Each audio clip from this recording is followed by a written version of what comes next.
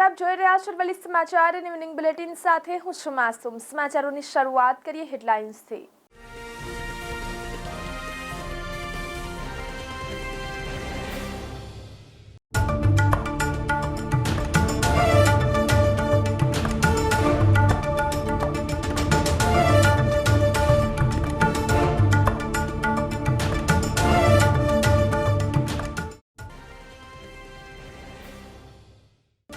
મોડાસા અને ભિલોડા તાલુકામાં વરસાદ। મોડાસા, આનંદપુરા, માથાસુલિયા, અદાપુર સહિત સબલપુર વિસ્તારમાં વરસાદ વરસ્યો।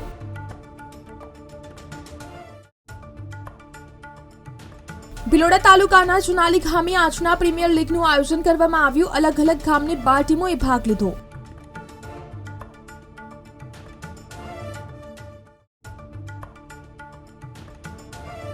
મોડી રાત્રે રાજ્યના અનેક જિલ્લામાં વરસાદ। અરવલ્લી અને સાબરકાંઠાના અનેક વિસ્તારમાં વરસાદ ખાબક્યો।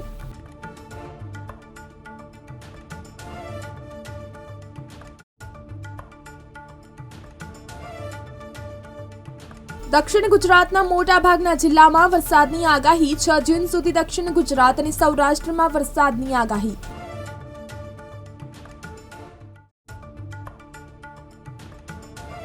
ભારે વરસાદ પડવાની શક્યતા નહિવત। હજુ 15 દિવસ ગરમી બફારો યથાવત રહેશે। 15 જૂન પછી ચોમાસું સક્રિય થવાની શક્યતા।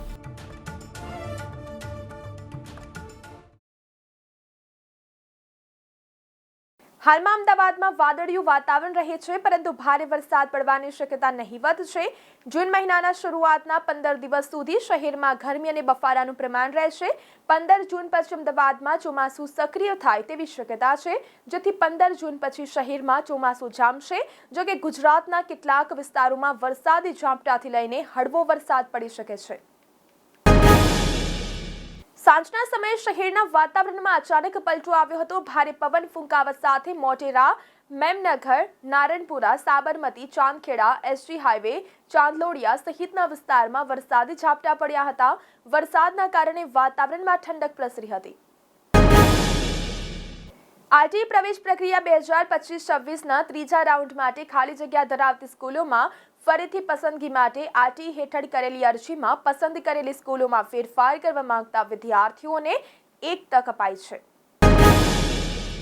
ગુજરાત કોમન એડમિશન સર્વિસીસ જીકાસની ગ્રેજ્યુએટ લેવલના વિવિધ કોર્સની બેઠક પર પ્રવેશનો પ્રથમ રાઉન્ડ 31 મે પૂરો થયો। એ પછી એલોટમેન્ટમાં 13 યુનિવર્સિટીઓમાં 4,71,710 બેઠકમાંથી 3,81,046 વિદ્યાર્થીઓને એક કરતાં વધુ જગ્યા પર પ્રવેશ ફાળવાયો છે। માંગરોળ તાલુકામાં વરસાદથી મુશ્કેલીમાં મુકાયેલા ખેડૂતોના તલપાકમાં વેપારી વર્ગ દ્વારા ધરખમ ઘટાડો કરી ખેડૂતોનું શોષણ કરવામાં આવી રહ્યું હોવાની ફરિયાદો ઉઠી રહી છે। તાલુકાના ખેડૂતોને કમોસમી વરસાદને કારણે ભારે નુકસાન થયું છે। જૂનના પ્રથમ પખવાડિયા સુધી વાદળિયું વાતાવરણ રહેશે, પરંતુ વરસાદની શક્યતા ઓછી છે। હાલમાં સુરતમાં વાદળિયું વાતાવરણ રહેશે, પરંતુ ભારે વરસાદ પડવાની શક્યતા નહિવત છે। જૂન મહિનાના શરૂઆતના 15 દિવસ સુધી શહેરમાં છૂટાછવાયા સ્થળોએ હળવા કે મધ્યમ વરસાદની સંભાવના છે। ભિલોડા તાલુકાના જનાલી ગામે આજના પ્રીમિયર લીગનું આયોજન કરવામાં આવ્યું હતું, જેમાં અલગ અલગ ગામની 12 ટીમોએ ભાગ લીધો હતો। ફાઇનલમાં રામનગર 11 અને શંકરપુરા 11 વચ્ચે રમાઈ હતી, જેમાં રામનગર 11 પ્રથમ બેટિંગ કરતા 12 ઓવરમાં 7 વિકેટે 139 રન કર્યા હતા। શંકરપુરા 11એ બીજી બેટિંગ કરતા 12 ઓવરમાં માત્ર 70 રન કરી શકી હતી। આમ ફાઇનલ મેચમાં રામનગર 11નો તેમજ વિજય થયો હતો। ફાઇનલ મેચમાં રામનગર તરફથી અંકિત ચૌધરીએ 70 રન ફટકાર્યા હતા અને તેને મેન ઓફ ધી મેચ આપવામાં આવી હતી। આ ટુર્નામેન્ટનું આયોજન ભાવાર્થ સમાજમાં રહેલા યુવાનોની પ્રતિભા અને એ પ્રતિભા લઈને આગળ જાય અને પોતાના ગામનું અને સમાજનું નામ રોશન કરે એ હેતુથી આયોજન કરવામાં આવ્યું હતું। આમ આ ટુર્નામેન્ટનું આયોજન આયોજકો થતા જનાલી ગ્રામજનોના સાથ સહકારથી સફળતાપૂર્વક સમાપન થયું હતું।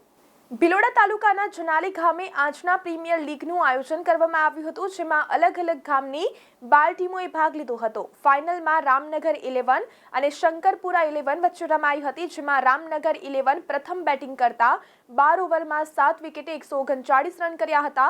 શંકરપુરા 11એ બીજી બેટિંગ કરતા 12 ઓવરમાં માત્ર 70 રન કરી શકી હતી। આમ ફાઇનલ મેચમાં રામનગર 11નો તેમજ વિજય થયો હતો।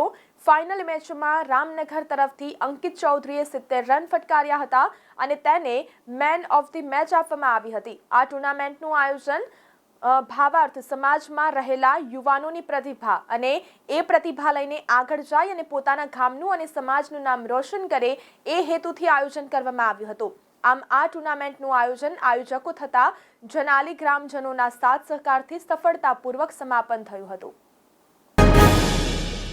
મોડાસા અને ભિલોડા તાલુકામાં વરસાદ વરસ્યો. મોડાસા, આનંદપુરા, માથાસોલિયા, અદાપુર સહિત સબલપુર વિસ્તારમાં વરસાદ વરસ્યો તો ભિલોડાના ગ્રામીણ પંથકમાં પણ વરસાદી માહોલ જામ્યો.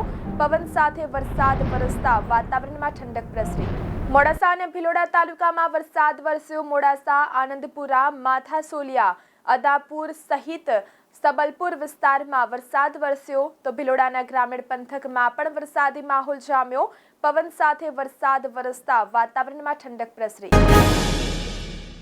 ગત રાત્રે રાજ્યના અનેક જિલ્લામાં વરસાદ વરસ્યો. અમદાવાદ, ગાંધીનગર, અરવલ્લી અને સાબરકાંઠાના અનેક વિસ્તારોમાં વરસાદ વરસ્યો. અમદાવાદમાં વરસાદ વરસતા મેચ શરૂ થવામાં વિલંબ થયો હતો.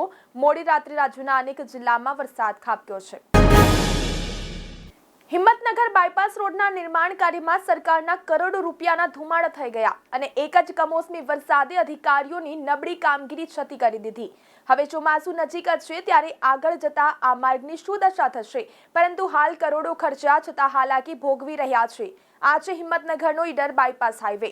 આ એ જ માર્ગ છે જેના નવીનીકરણ માટે ગુજરાત સ્ટેટ હાઈવે ઓથોરિટી દ્વારા 170 કરોડ રૂપિયાનો જંગી ખર્ચ કરવામાં આવ્યો હતો અને માત્ર 3 મહિના પહેલા જ આ રોડનું કામ પૂર્ણ થયું છે. પરંતુ ચોમાસા પહેલા જ આવેલા કમોસમી વરસાદે આ રોડ પાછળ થયેલા ખર્ચની અને ગુણવત્તાની પોલ ખોલી નાખી છે.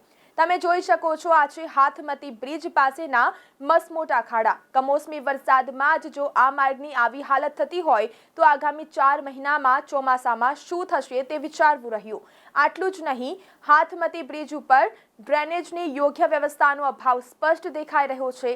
સામાન્ય વરસાદમાં પણ અહીં ઢીચણસમાં પાણી ભરાય છે. આના કારણે વાહન ચાલકોને ભારે હાલાકીનો સામનો કરવો પડે છે અને અકસ્માતનો ભય પણ સતત મંડરાયેલો રહે છે.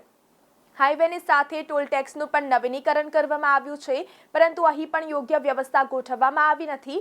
4 વ્હીલર વાહનો અને માલવાહક વાહનો માટે યોગ્ય રીતે લેન ન હોવાને કારણે ટોલ પ્લાઝા ઉપર પણ વાહનોની લાંબી કતારો જોવા મળે છે, જેના કારણે ટ્રાફિક જામની સમસ્યા સર્જાય છે. તો આ હતી હિંમતનગરના ઈડર બાયપાસ હાઈવેની વર્તમાન સ્થિતિ.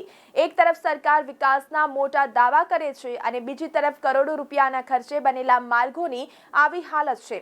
સવાલ એ થાય છે કે શું આ 170 કરોડનો ખર્ચ પાણીમાં ગયો અને પ્રજાના પૈસાનો આ રીતે વ્યય કેમ?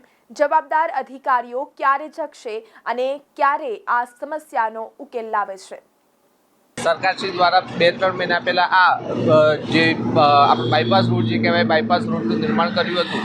નિર્માણ કાર્ય ઉપરથી તો સારું લાગે છે, પરંતુ બ્રિજ દ્વારા જે નિર્માણ કરેલું છે બ્રિજ ઉપર થોડા જ વરસાદમાં પાણી ભરાઈ ગયું હતું. તો એનાથી સરકાર દ્વારા કરેલ કાર્યની ક્ષતિ દેખાતી હોય એવું લાગી રહ્યું છે. એ ઉપરાંત બાયપાસ રોડથી ભુલેશ્વર તરફ જવાનો જે રોડ છે એ રોડ ઉપર સ્પીડ બ્રેકરની માગણી પણ ખરી અમારા લોકોની લોકલ રહેવાસીઓને. કારણ કે બાયપાસ રોડ ઉપર જે સાધન આવતા હોય સાધનોની સ્પીડ ઓવર જ હોય છે અને જ્યારે ભુલેશ્વરથી અથવા તો સામેની સોસાયટીમાંથી કોઈ રોડ ક્રોસ કરતું હોય તો અકસ્માત થવાના પૂરેપૂરા ચાન્સ છે. તો સરકારને વિનંતી કે અહીંયા સ્પીડ બ્રેકર બનાવી આપે. ભુલેશ્વર નજીક જે ટોલ ટેક્સનું નવીનીકરણ કરવામાં આવ્યું છે તેમાં એની લેન્થ ટૂંકી છે, સ્પીડ બ્રેકર નથી, ટ્રાફિકની પણ સમસ્યા છે અને સેફટી પણ નથી. 2 વ્હીલરમાં પણ આવવા જવામાં તકલીફ પડે છે, વિદ્યાર્થીઓને તકલીફ પડે છે. આજુબાજુમાં 2-3 કોલેજ પણ છે અને અહીંયા આજુબાજુના રહીશોને પણ ક્રોસ કરવામાં તકલીફ પડે છે. સેફટીની વ્યવસ્થા નથી. તો સરકારને અરજ છે કે અહીંયા સ્પીડ બ્રેકર લગાવે, ટ્રાફિકનું નિરાકરણ કરે. ઈડર તરફનું જે બાયપાસ છે એનું નવીનીકરણ તાજેતરમાં થયું છે અને જે કરોડો રૂપિયાનો ખર્ચો એ આ કામમાં કરવામાં આવ્યો છે અને એ કામ પહેલાં જ વરસાદમાં કમોસમી વરસાદમાં બિસ્માર હાલતમાં થઈ ગયું છે. ઠેર ઠેર ખાડા પડી ગયા છે અને લોકોને બહુ જ હાલાકી પડી રહી છે અને આ કામમાં સ્પષ્ટપણે દેખાય છે કે આ રોડનું કામ ગુણવત્તાસભર થયું નથી અને એમાં ભ્રષ્ટાચાર થયેલાનું દેખાય છે. અમે માંગ કરીએ છીએ કે આ પ્રકારની લાલિયાવાડી ચાલવી ના જોઈએ અને કોન્ટ્રાક્ટરોને ઘી કેળા કરી અને રોડ નું જે કામ છે એ તદ્દન એ રીતે કરવામાં આવે છે જેથી કરીને રોડ પ્રાથમિક તબક્કે જ પહેલાં ચોમાસામાં કમોસમી વરસાદમાં જ એ રોડ તૂટી જાય છે અને બિસ્માર હાલતમાં થઈ જાય છે. હવામાન વિભાગે 6 જૂન સુધી દક્ષિણ ગુજરાત અને સૌરાષ્ટ્રમાં વરસાદની આગાહી કરી છે. ત્યારે આજે સૌરાષ્ટ્રના ભાવનગર, અમરેલી, ગીર સોમનાથ જ્યારે દક્ષિણ ગુજરાતના મોટાભાગના જિલ્લાઓમાં આજે વરસાદની શક્યતાઓ વ્યક્ત કરવામાં આવી છે. તો આ સાથે સમાચારોમાં અત્યારે બસ આટલું જ. નમસ્કાર.